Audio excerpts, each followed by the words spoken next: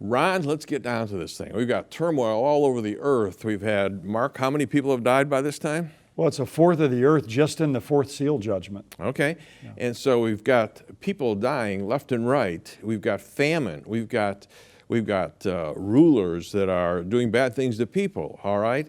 And yet, in the midst of this, God is merciful because He picks out 144,000 people to go out and testify about Him. There's a whole lot that He says about this. Explain who the 144,000 people are and the power that God gives them.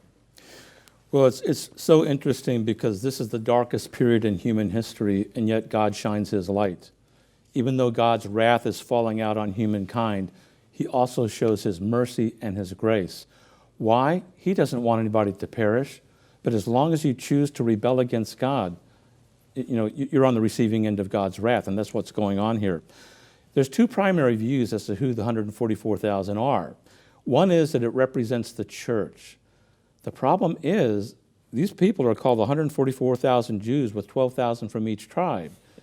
And in the Bible, the church is the church, and Israel is Israel. Yeah, and it lists all the tribes there. It comes down to that. You've got specific tribes and specific numbers.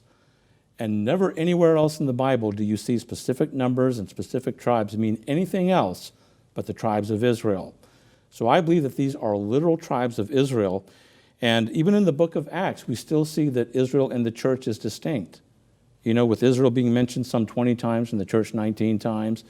And the Apostle Paul himself continues to distinguish between the two in his writings.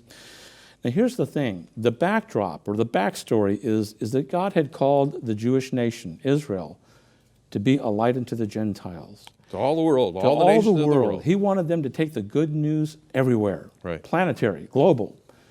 But the fact is they failed in this. They didn't even recognize Jesus as the divine Messiah. And to sum it up, I believe that these 144,000 will fulfill the mandate given originally to all of Israel. They will be basically 144,000 evangelists that go all over the world sharing the gospel of the kingdom. And I believe that there's going to be countless converts as a result of that. Just a little bit later, we'll talk about the great multitude. But you see, this great multitude, I believe, comes to faith as a result not only of the 144,000, but probably also the two mighty prophetic witnesses